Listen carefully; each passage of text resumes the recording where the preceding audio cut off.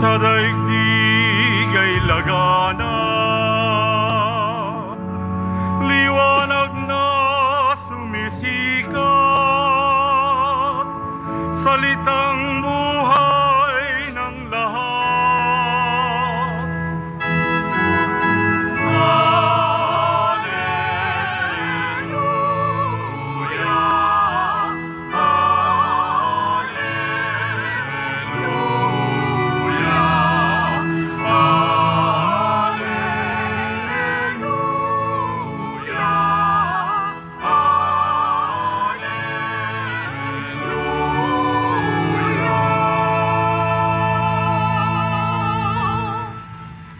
Sumainyo ang Panginoon.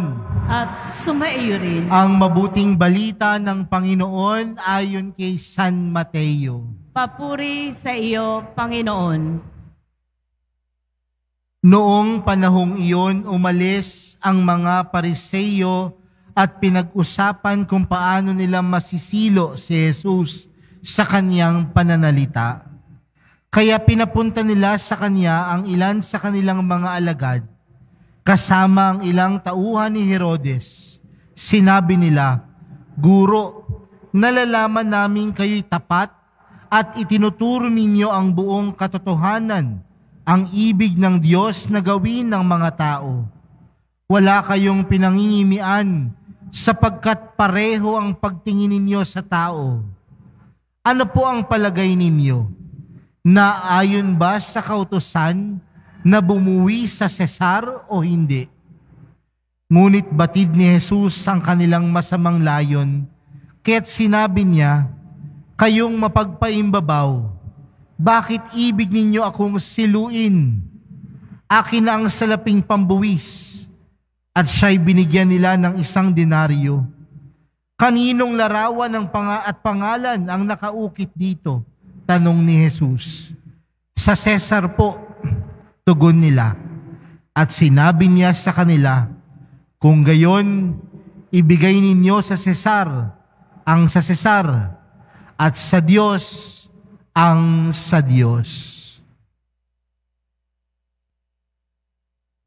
Ang mabuting balita ng Panginoon.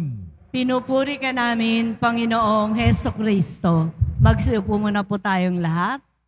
Magandang umaga po sa inyong lahat. Atin pong palakpakan ng ating mahal na pong Jesus Nazareno.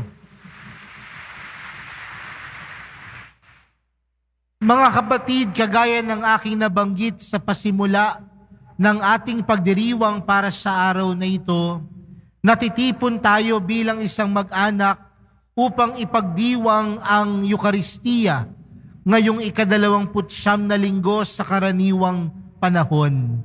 At kasama po sa pagdiriwang na ito ay ang pagdasal po natin sa ating mga kapatid na mga misyonero at misyonera. At bakit ho natin sila ipinagdarasal? Na sila po ay patuloy na maging tapat sa kanilang misyon sa pagpapahayag ng salita ng Diyos. Alam niyo po mga kapatid, hindi po madali ang kanilang misyon. Hindi po madali ang pumunta sa ibang lugar na kung saan wala silang kinikilalang Diyos. Ngunit nandoon sila upang ipahayag si Jesus, ipahayag ang Diyos, ipahayag ang salita ng Diyos. Minsan kahit ang kapalit nun, yung kanilang buhay. Kaya sa misang ito, isama natin ang ating mga kapatid, lalong-lalo na ang mga kapwa Pilipino nating nasa ibang lugar, nasa ibang bansa, upang ipagpatuloy ang pagpapahayag ng salita ng Diyos.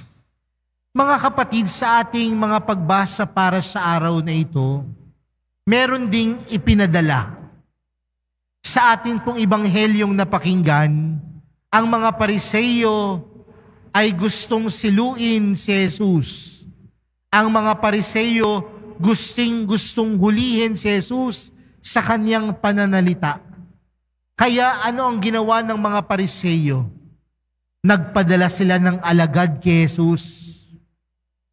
upang si Jesus ay tanungin. At ano ang tanong na gusto nilang ipagkaloob sa Panginoon? Na ayon ba sa kautusan na bumuwi sa Cesar o hindi? Yun ho yung katanungan nila. May pinadala ang mga Pariseyo na tila susubukin si Jesus. Susubukin yung kanyang talino. Susubukin yung kanyang kakayanan. Pero tila may nakalimutan ng mga Pariseyo na mas malaki pala ang ipinadala ng Diyos. Sino ang ipinadala ng Diyos? Si Jesus. Sino ang ipinadala ng Diyos para iligtas tayo sa ating mga pagkakasala? Di ba ang mahal na pong Jesus Nazareno? Mas matalino, mas malaki, mas magaling kaysa sa mga ipinadala ng mga Pariseyo. At ano po ang ipinapahiwatig nito, mga kapatid? Na minsan sa buhay natin, tila para tayong nagiging mga Pariseyo. Biglang-bigla sa laki ng mga pagsubok na hinaharap natin sa ating buhay. Biglang-bigla sa laki ng hirap na minsan dinaranas natin sa ating buhay. Pero minsan tila nakakalimutan natin na mas malaki si Jesus. Kaya nga tingnan natin sa buhay natin, mga kapatid. May mga malalaki nga tayong problema. May mga malalaki nga tayong pagsubok.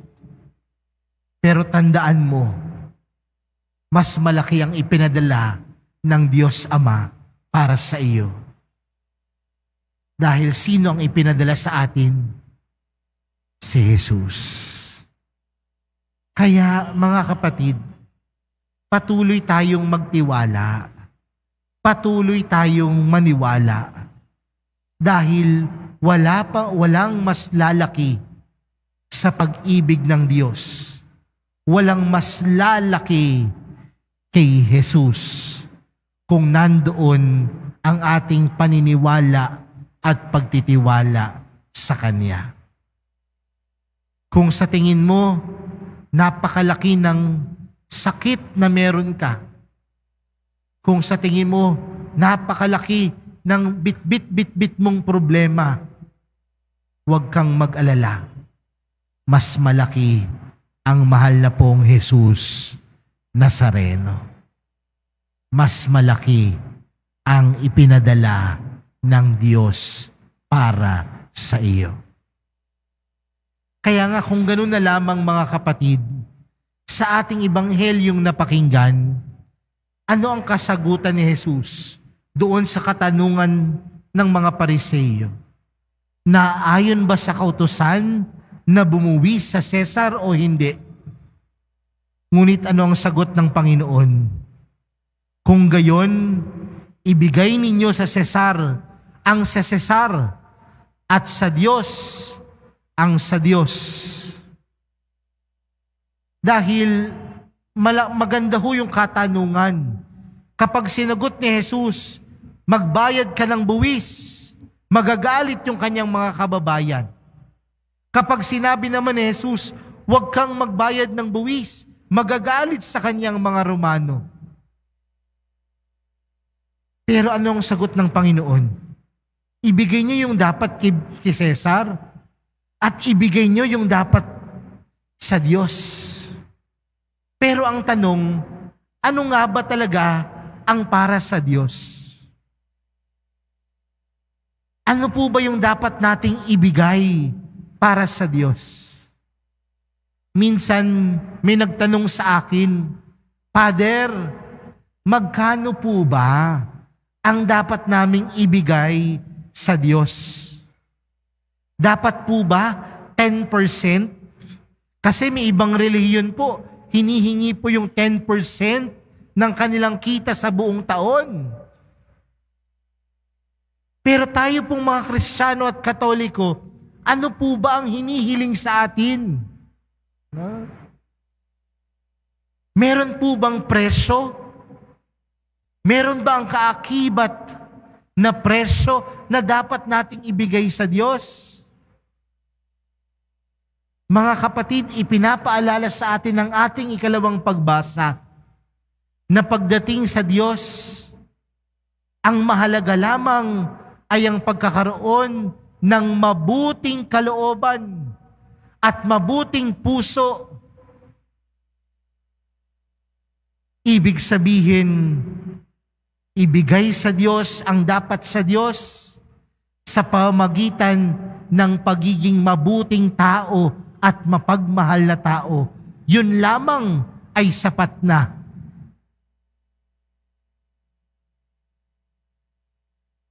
Tayo po minsan, napapatanong tayo, magkano ba?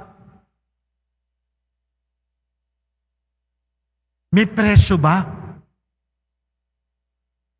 Mga kapatid, ipinapaalala sa atin na ang pinakamagandang pwede natin tunay na maibigay sa Diyos ay ang pagkakaroon ng mabuting puso, mabuting kalooban sa pagiging mapagbigay at pagiging mapagmahal.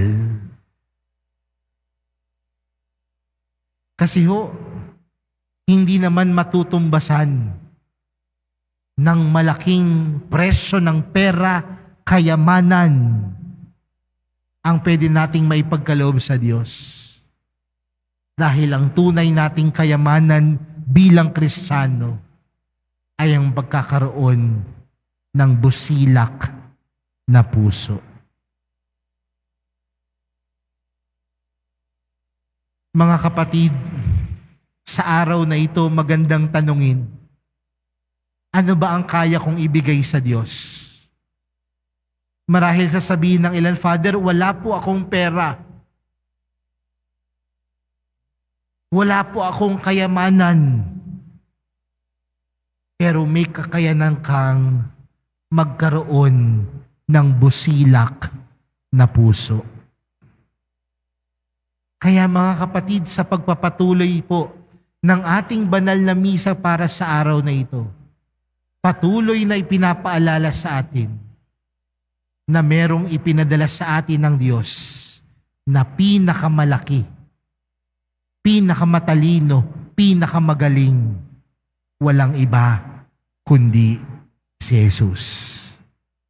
At kung ganoon ang ipinagkaloob sa atin ng Diyos, ano ang pwede nating maibalik sa Kanya?